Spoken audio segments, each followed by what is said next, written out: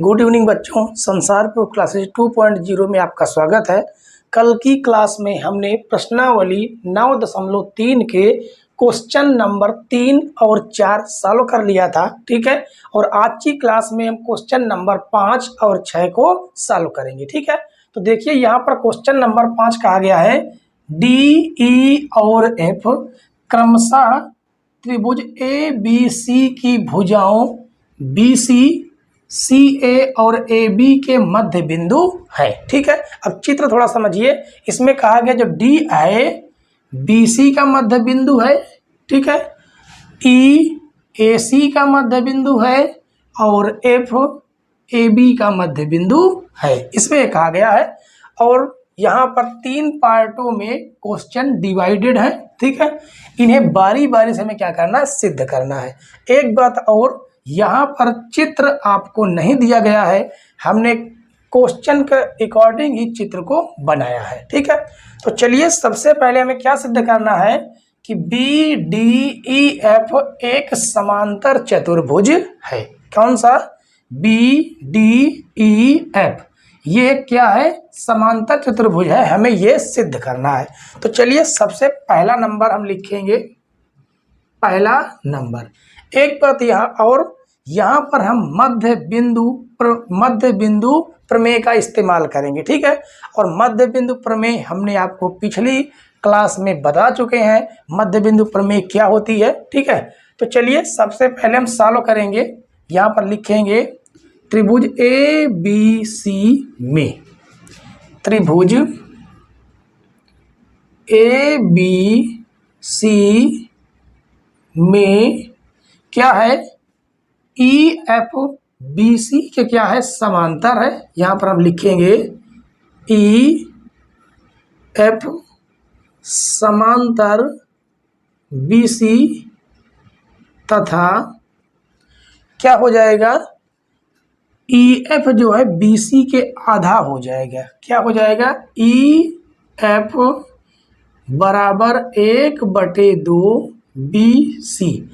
ये क्यों हुआ आपको हम दोबारा समझा देते हैं कि जब कभी त्रिभुज के दो भुजाओं के मध्य बिंदु से तीसरी रेखा, एक रेखा क्या है, एक रेखा खंड खींचते हैं तो वह तीसरी रेखा के समांतर होती है, ठीक है। इसे हमने क्या कर दिया? समांतर कर दिया। और तीसरी भुजा के आधी होती है, ये होती है मध्य बिंदु प्रमेय, ठीक है। तो अब यहाँ पर आगे देखिए, यहाँ पर जो बी डी जो लिखा है वो क्या बी सी का आधा भाग नहीं है? बिल्कुल है, क्योंकि डी जो है बी सी का मध्य बिंदु है। तो यहाँ पर लिखेंगे डी बी सी का मध्य बिंदु है, डी बी सी का मध्य बिंदु है, मध्य बिंदु है। तो हम ये कह सकते हैं कि बी डी बराबर क्या हो जाएगा? बी डी बराबर हो जाएगा 1/2 बी सी, ठीक है। 1/2 बी सी। और एक बात यहाँ से जानिए, अगर ई एफ बी सी के समांतर है तो हम ये भी कह सकते हैं कि जो ई एफ है बी सी के एक टुकड़े बी डी के भी क्या होगा? समांतर होगा, ठीक है। तो यहाँ पर हम लिखेंगे ई एफ समांतर हो जाएगा बी डी तथा यहाँ से एक बात और निकल के आई क्या? 1/2 बी सी, 1/2 बी सी दोनों आपस में बराबर हैं, तो हम कह सकते हैं कि ई एफ बराबर होगा बी डी के, ठीक है। तो लिखेंगे ई एफ बराबर बी डी। अब हमने एक बात आपको बताई थी समांतर चतुर्भुज का। क्या थी बात? कि अगर किसी कोई भी चतुर्भुज समांतर चतुर्भुज तब हो सकता है कि जब उसकी सामने की भुजाएं आपस में बराबर हों और समांतर हों, ठीक है। कोई भी एक युग्म अगर बराबर और समांतर हो जाता है तो वह चतुर्भुज एक समांतर चतुर्भुज कहलाता है, ठीक है। तो लिखेंगे अतः चतुर्भुज बी डी ई एफ एक समांतर चतुर्भुज है, समांतर चतुर्भुज है। ठीक है, तो पहला क्वेश्चन आपका सॉल्व हो चुका। अब यहां से हम दूसरे नंबर की शुरुआत करेंगे। तो दूसरे नंबर में कहा गया है area of D E F बराबर होगा 1/4 area of A B C के। तो देखिए यहां से जैसे ही हमने बी डी ई एफ को समांतर चतुर्भुज क्या किया, सिद्ध किया, तो आप ये देख सकते हैं जो एफ और डी है वो समांतर चतुर्भुज का क्या है, विकर्ण है। ठीक है, विकर्ण है तो विकर्ण का काम क्या है कि इन दोनों त्रिभुजों को क्या करेगा, आपस में इसके क्षेत्रफल होंगे आपस में बराबर कर देगा। ठीक है, तो लिखेंगे कौन कौन सा त्रिभुज, डी ई एफ त्रिभुज, या लिखेंगे एरिया ऑफ। ठीक है, क्या लिखेंगे, एरिया ऑफ त्रिभुज डी ई एफ बराबर हो जाएगा area of B D F के। ठीक है, बी डी एफ, इसे हम मान देंगे समीकरण 1। अब लिखेंगे इसी प्रकार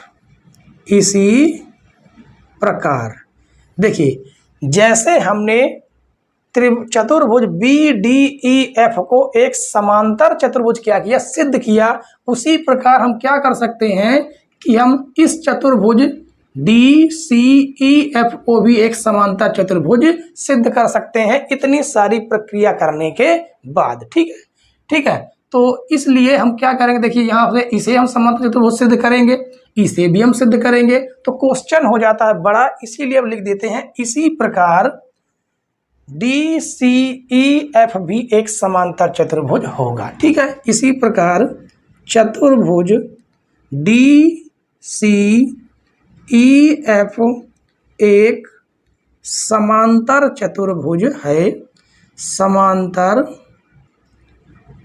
चतुर्भुज है।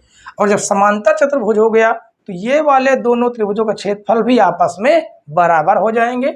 तो यहां से हम लिख देंगे एरिया ऑफ क्या लिखेंगे, डी सी ई बराबर हो जाएगा, क्या बराबर हो जाएगा, चलिए सबसे पहले हम इसे लिख लेंगे। ठीक है, डी ई एफ बराबर हो जाएगा एरिया ऑफ डी सी ई के, इसे हम नाम दे देंगे समीकरण 2। इसी प्रकार फिर लिखेंगे इसी प्रकार एक चतुर्भुज और बन रहा है, देखिए डी ई एफ, ये पूरा का पूरा चतुर्भुज। ठीक है, तो लिखेंगे इसी प्रकार चतुर्भुज डी ई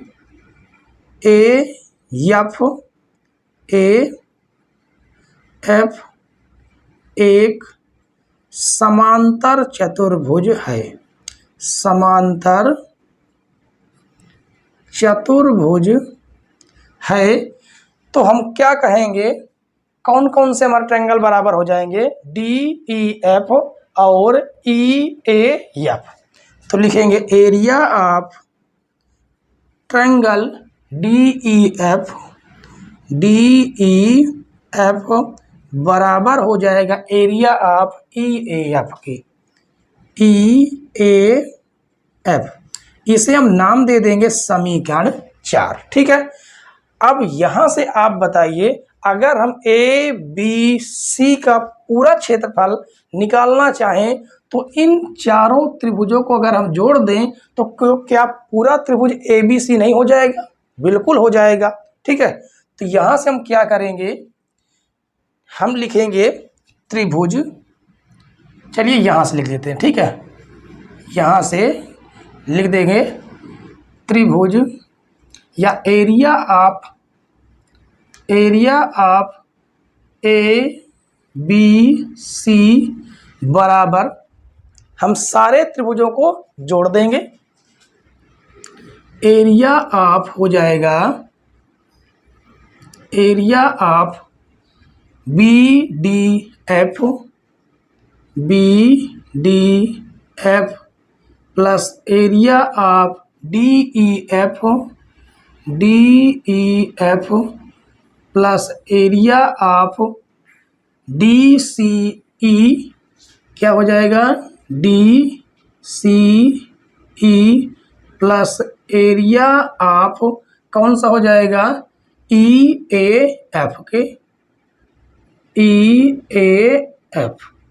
तो देखिए हमने चारों त्रिभुजों को आपस में जोड़ दिया है।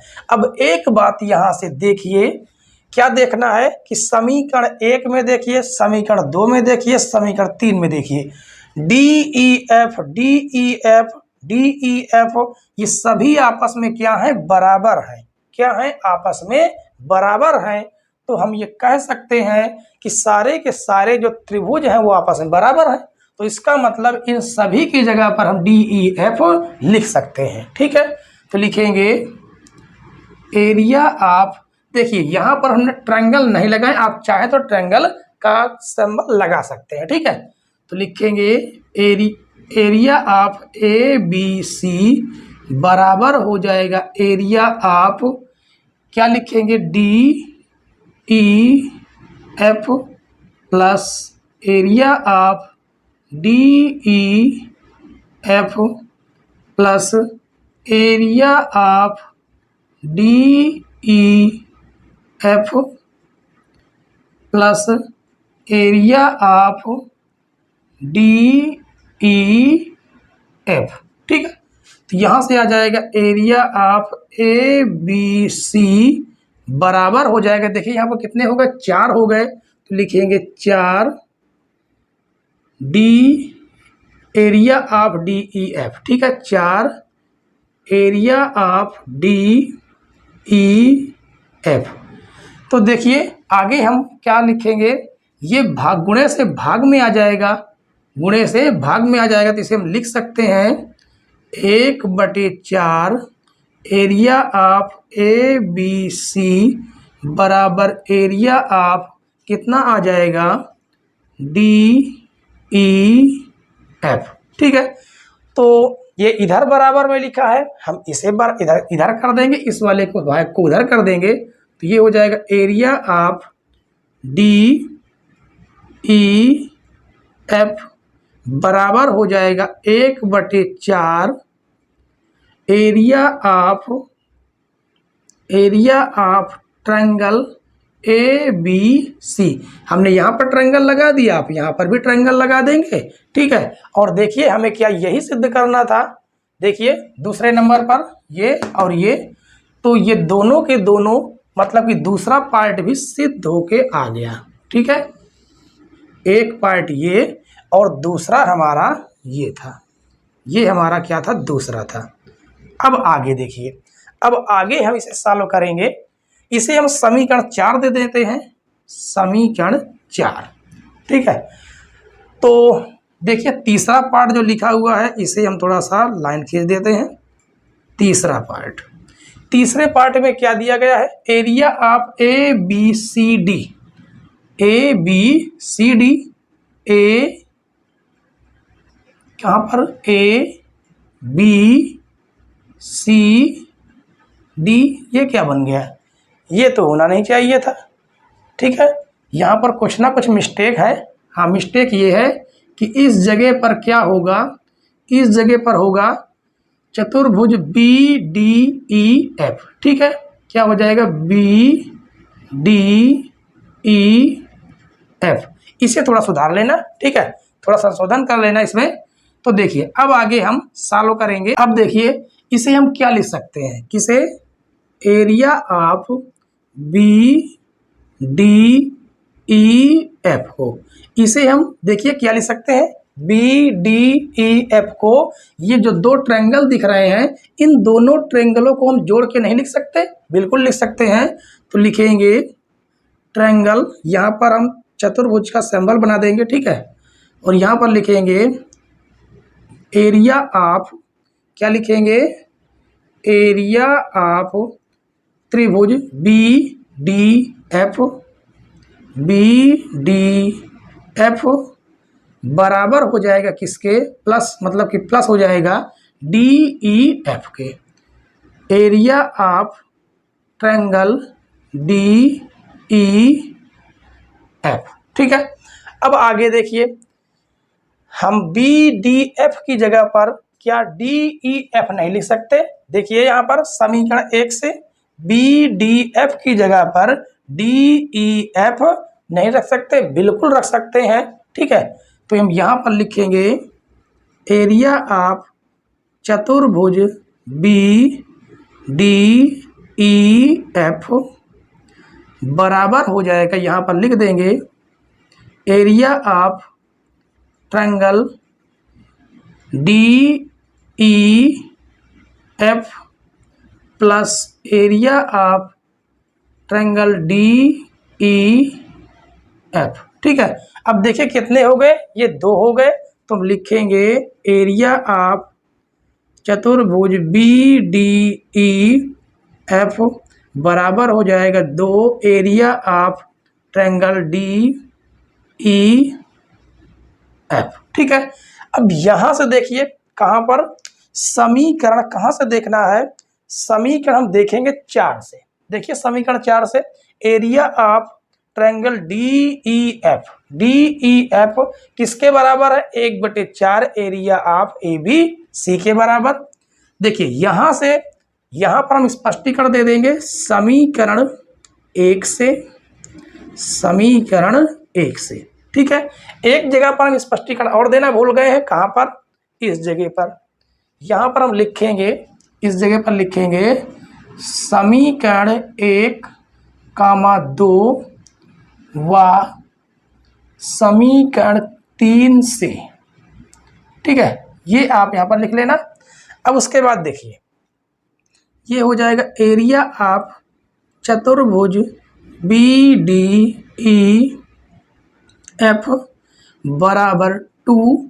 इसकी जगह पर हम क्या लिख देंगे? यहाँ पर समीकरण 4 से लिख देंगे 1/4 एरिया ऑफ ट्रायंगल, क्या लिखेंगे? A B C, A B C. इसे हम काट देंगे, 2 × 2, 2 दूनी 4, तो ये आ जाएगा एरिया ऑफ चतुर्भुज बी डी ई एफ बराबर हो जाएगा 1/2 area of triangle A B C, ठीक है। तो देखिए क्या हमें यही सिद्ध करना था। तीसरा पार्ट आप देखिए, ठीक है, यहाँ पर देखिए और ये देखिए, तो दोनों के दोनों बराबर आ रहे हैं। इसका मतलब हमें जो सिद्ध करना था वो आ चुका है। तो यहाँ पर हम लिख देंगे सिद्ध हुआ। क्या लिखेंगे? सिद्ध हुआ, ठीक है बच्चों। तो थोड़ा क्वेश्चन लॉन्ग था, लेकिन आपको पूरी तरह से समझ में आ गया होगा, ठीक है। एक बार आप हमारे साथ सॉल्व कीजिए और एक बार आप घर में प्रैक्टिस कीजिए, तो आराम से इस क्वेश्चन को लगा सकते हैं, ठीक है। तो चलिए हम सॉल्व करेंगे क्वेश्चन नंबर 6। आइए बच्चों, आज की क्लास का लास्ट क्वेश्चन देख लेते हैं, क्वेश्चन नंबर 6, ठीक है।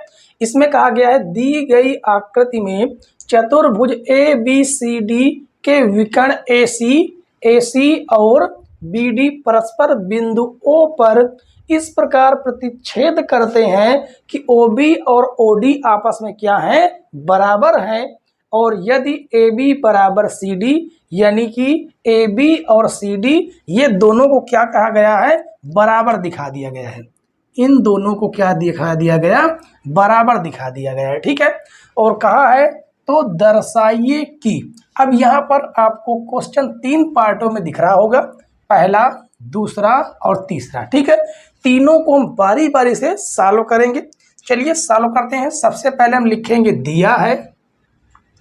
क्या लिखेंगे? दिया है। तो दिया है में क्या दिया गया है? लिखेंगे चतुर्भुज ए बी सी डी में AC और BD, AC व BD विकर्ण है, विकर्ण हैं जो बिंदु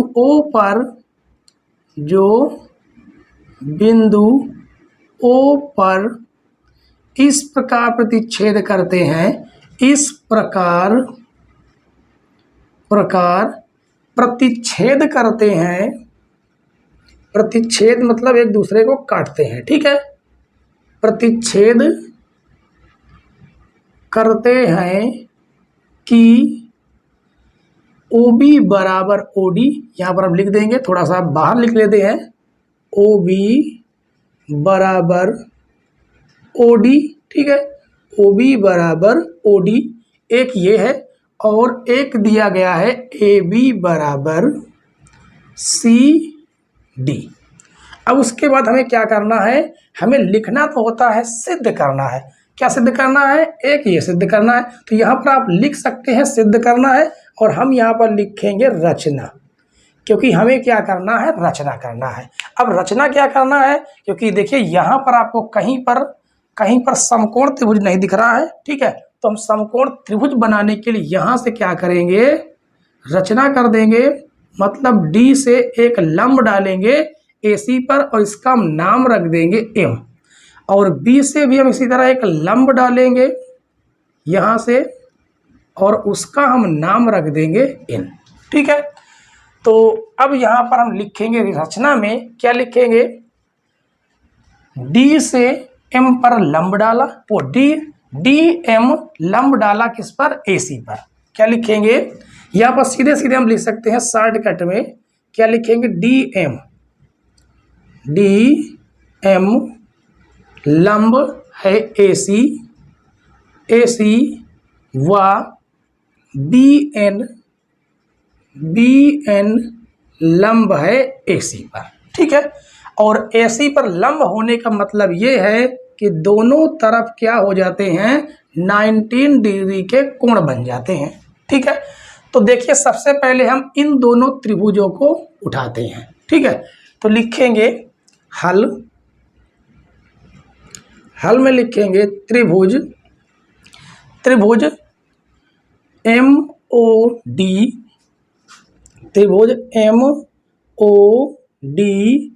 व त्रिभुज कौन सा, NOB, त्रिभुज NOB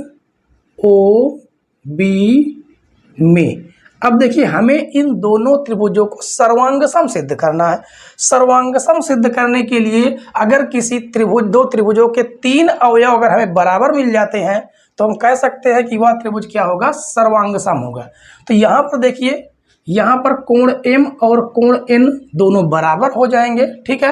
पूरा लिख सकते हैं DMO, कोण DMO बराबर होगा कोण BNO के, अब क्यों बराबर हुआ, हम इसका स्पष्टीकरण भी दे देंगे, क्योंकि प्रत्येक कोण क्या है, 19 डिग्री, प्रत्येक कोण, ठीक है। क्या लिखेंगे, प्रत्येक कोण क्या है, 19 डिग्री है। अब एक हमें मिल गया। अब उसके बाद यहाँ पर देखिए, इस जगह पर ये दोनों के दोनों कोण क्या है, शीर्षाभिमुख कोण है। तो इनका हम नाम लिखेंगे DOC, कोण DOC बराबर होगा कोण किसके बराबर हो जाएगा, AOB के, AOB। ये क्या है, शीर्षाभिमुख कोण है। क्या है, शीर्षाभिमुख कोण है, इसलिए क्या है, बराबर है। अब एक बात और देखिए, यहाँ पर OD और OB भी क्या है, बराबर है। तो लिखेंगे OB बराबर OD। ये क्या है, दिया है, ये पहले से दिया गया है, ठीक है। तो यहाँ पर देखिए कौन सा नियम लग रहा, यहाँ पर नियम लग रहा है AAS, सर्वांग समता नियम से, सर्वांग समता नियम से हम कह सकते हैं कि त्रिभुज MOD सर्वांग सम होगा त्रिभुज NOB के। ठीक है, और आपको पता है जब दो त्रिभुज आपस में सर्वांग सम सिद्ध हो जाते हैं तो उनके सारे के सारे संगत अवयव आपस में बराबर हो जाते हैं, उसका क्षेत्रफल भी आपस में बराबर हो जाएगा। तो यहाँ से हम लिख सकते हैं MD बराबर NB। क्या लिखेंगे? ND क्या लिखेंगे? MD। यहाँ से लिखेंगे MD बराबर हो जाएगा NB के। क्यों बराबर हुआ? लिखेंगे CP/CT से। ठीक है, ये इसकी हमें आगे जरूरत पड़ेगी। अब इसे हम और क्या लिखेंगे? एरिया ऑफ MOD, क्योंकि उसका क्षेत्रफल भी बराबर होगा। एरिया ऑफ MOD बराबर हो जाएगा एरिया ऑफ NOB के। NOB इसे हम नाम दे देंगे समीकरण 1। ठीक है, अब उसके बाद अब आगे इसे हम समीकरण 1 दे देते हैं और इसे हम समीकरण 2 दे देंगे। ठीक है, क्योंकि हमें इसकी जरूरत पड़ेगी। अब देखिए आगे अगला त्रिभुज हम लेंगे। यहाँ से हम थोड़ा सा लाइन खींच देते हैं, इन दोनों त्रिभुजों को लेंगे। कौन सा? DCO या COD। ठीक है, लिखेंगे त्रिभुज COD व त्रिभुज कौन सा ले लेंगे? कौन सा ले लेंगे? BNA या ANB। ठीक है, अच्छा यहाँ पर हमें इसे लेना है CMD को। किसे? CMD और त्रिभुज BNA को लिखेंगे BNA में। हमें इन दोनों त्रिभुजों को भी क्या करना है? सर्वांग सम सिद्ध करना है। तो देखिए सबसे पहले हमें ट्रायंगल मिल रहा है दोनों, यानी कि DMC कोण DMC बराबर होगा कोण BNA के। ठीक है, क्यों बराबर हुआ? प्रत्येक कोण 19 डिग्री है। प्रत्येक कोण क्या है? 90 अंश है, इसलिए बराबर हुआ। और उसके बाद हमने इसे भी तो बराबर सिद्ध किया है। MD बराबर NB। लिखेंगे MD बराबर ND। इसे हमने क्या किया है? सिद्ध किया। देखिए समीकरण 1 से यहाँ पर लिखेंगे सिद्ध किया। चाहे तो आप यहाँ पर समीकरण 1 से लिख सकते हैं। ठीक है, उसके बाद और हमें क्या मिल रहा है? ये AB और CD भी बराबर है, तो लिखेंगे AB बराबर CD। ये हमें क्या है? ये हमें दिया है। अब देखिए यहाँ पर फिर हमें तीन अवयव बराबर मिल गए। कौन कौन से? एक दो भुजाएं मिल गई और एक कोण मिल गया। तो यहाँ पर कौन सा नियम लग जाएगा? यहाँ पर लग जाएगा, देखिए यहाँ पर इस साइड को हमने लिया, इस साइड को लिया और ये कोण लिया, मतलब कोण किनारे है। यानी कि लिखेंगे ASS। अच्छा यहाँ पर ASS नहीं लगेगा, कौन सा लगेगा? यहाँ पर समकोण त्रिभुज बन रहा है, इसलिए ये लंब हो जाएगा और ये कर्ण हो जाएगा, ये आधार होगा। तो यहाँ पर लगेगा RHS सर्वांग समता से, सर्वांग समता नियम से।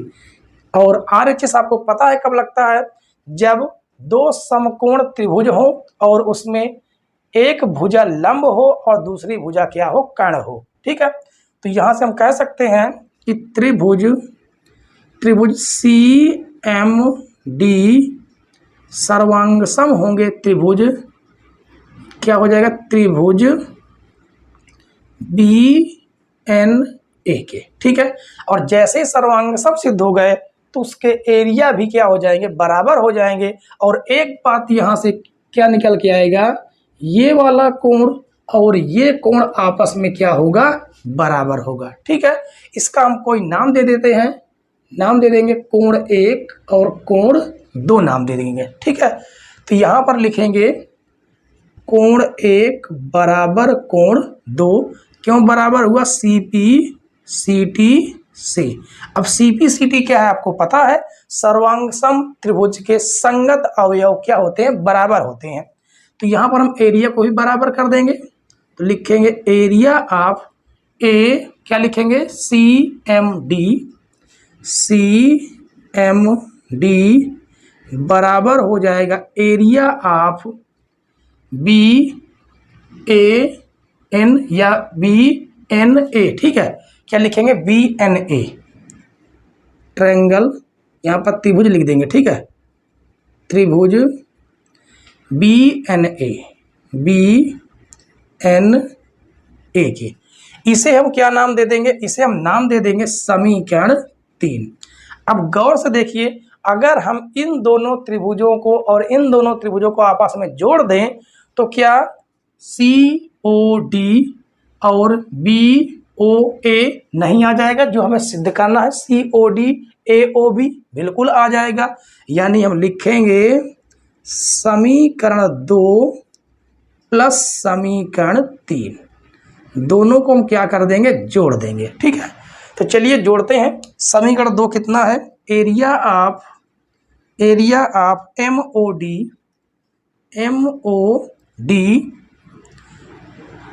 प्लस क्या हो जाएगा, प्लस एरिया ऑफ, देखिए इस साइड का हम इस साइड में जोड़ेंगे। ठीक है, एरिया ऑफ त्रिभुज, यहाँ पर भी त्रिभुज लगा लेंगे। ठीक है, यहाँ पर भी हर जगह आप त्रिभुज का सिंबल लगा सकते हैं। ठीक, तो त्रिभुज कौन सा हो जाएगा, CMD बराबर एरिया ऑफ, इस साइड का लिखेंगे area of NOB triangle NOB, और प्लस हो जाएगा एरिया ऑफ ट्रायंगल BNA। ठीक है, तो देखिए इतना हम जोड़ेंगे, कौन सा, MOD मतलब इतना क्षेत्रफल, और CMD इतना क्षेत्रफल, पूरा कितना हो जाएगा, COD के बराबर। यानी कि एरिया ऑफ ट्रायंगल COD बराबर हो जाएगा एरिया ऑफ ट्रायंगल, किसके बराबर होगा, ये वाला क्षेत्रफल और ये वाला क्षेत्रफल दोनों को जोड़ेंगे तो AOB के बराबर होगा। ठीक है, AOB के। तो देखिए हमें यही सिद्ध करना था। ठीक है, देखिए पहले नंबर में इस जगह पर, और ये देखिए पूरा बराबर आ रहा। ठीक है, तो हमें जो सिद्ध करना था वो तो आ गया, इसे हम क्या करेंगे, डिब्बे के अंदर बंद कर देंगे। ठीक है, तो पहला हमारा जो आंसर था, पहला आंसर तो हमारा आ गया। अब दूसरे की बारी, कौन सा है, कोण D, मतलब त्रिभुज DCB कहाँ पर है, DCB, इसका हम नाम दे देंगे समीकरण 4। ठीक है, और ACB कहा गया दोनों को बराबर सिद्ध कीजिए। तो हम क्या करेंगे, इसमें दोनों पक्षों में इस वाले त्रिभुज को जोड़ देंगे, क्योंकि ये त्रिभुज बराबर है, इसमें जोड़ेंगे तो ये पूरा बराबर हो जाएगा, और इसमें इसे जोड़ेंगे तो बराबर हो जाएगा। ठीक है, तो इसी में हम क्या करेंगे, दूसरा नंबर हमारा यहीं से शुरुआत होती है। ठीक है, इसे हम मेट कर ऐसे कर देते हैं। ठीक है, तो देखिए दूसरे नंबर में क्या है, इसे हमें जोड़ देना है। यानी कि area of triangle COD plus area of triangle COB या BOC। ठीक है, BOC बराबर एरिया ऑफ ट्रायंगल, कौन सा ट्रायंगल हो जाएगा, AOB plus area of triangle कौन सा हो जाएगा, BOC। ठीक है, देखिए दोनों में हमने जोड़ा है, इसमें जोड़ा और इसमें जोड़ा तो पूरा कितना हो गया DCB, और इस वाले में भी इसमें इसे जोड़ा तो ये पूरा हो जाएगा। ठीक है, तो ये बराबर हो जाएगा एरिया ऑफ ट्रायंगल, किसके बराबर हो जाएगा, जो हमें सिद्ध करना DCB, यानी कि DCB ट्रायंगल DCB बराबर हो जाएगा किसके, एरिया ऑफ ट्रायंगल ACB के, ACB। ठीक है, देखिए हमें इसी को सिद्ध करना था। पहला वाला जो सॉल्व करना था, जो सिद्ध करना था, उसमें थोड़ी सी हमें ज़्यादा मेहनत करनी पड़ी। उसके बाद ये सारे के सारे छोटे छोटे हैं, ये आराम से हम इन्हें सिद्ध कर सकते हैं। ठीक है, अब उसके बाद देखिए तीसरा पार्ट, इसे यहाँ पर छोटा सा है, हम इसे यहाँ पर सॉल्व कर देंगे। ठीक है, तीसरे नंबर में क्या कहा गया है, कहा गया है कि DA समांतर है CB के, ये सिद्ध कीजिए, या सिद्ध कीजिए ABCD एक समांतर चतुर्भुज है। कौन सा, ABCD एक समांतर चतुर्भुज। अगर हम ये सिद्ध कर दें कि किन्हीं दो भुजाएं, मतलब एक युग्म, मतलब दो भुजाएं आपस में बराबर और समांतर सिद्ध हो जाएं, तो हम ये कह सकते हैं कि ABCD एक समांतर चतुर्भुज होगा। ठीक है, तो चलिए हम इसी को सिद्ध करेंगे। यहाँ पर देखिए ये दोनों कोण आपस में बराबर हो रहे हैं। क्या हो रहे हैं, बराबर हो रहे हैं। तो हम लिखेंगे कोण 1 बराबर कोण 2। ये हमने क्या किया है, सिद्ध किया। इसे लिख देंगे सिद्ध किया। कहाँ पर सिद्ध किया है, देख लीजिए, ये यहाँ पर। ठीक है, और ऐसा तभी हो सकता है जब ये दो भुजाएं आपस में क्या हो, समांतर हो। और हमने आपको समझाया था कि जब कभी दो भुजाएं आपस में समांतर हों और उन भुजाओं के अंतर्गत एक तिर्यक रेखा खींची गई हो, तो उसके अंतः कोण मतलब एकांतर अंतः कोण आपस में क्या होते हैं, बराबर होते हैं। तो ये दोनों क्या हो जाएंगे, एकांतर अंतः कोण। तो हम लिखेंगे, क्या लिखेंगे, यहाँ पर लिखेंगे लेकिन कोण 1 बराबर कोण 2 क्या है, एकांतर अंतः कोण है, एकांतर अंतः कोण है, इसलिए क्या हो जाएगा, हमें जो सिद्ध करना था, क्या DA समांतर हो जाए किसके, समांतर हो जाएगा CB के। ठीक है, और आपस में दोनों भुजाएं क्या हो जाएंगी, बराबर भी होंगी। ठीक है, ये भुजाएं क्या होंगी, बराबर भी होंगी। यहाँ पर लिख देंगे, क्या लिखेंगे, AD बराबर BC। तो हम कह सकते हैं अतः चतुर्भुज ABCD एक समांतर चतुर्भुज है, समांतर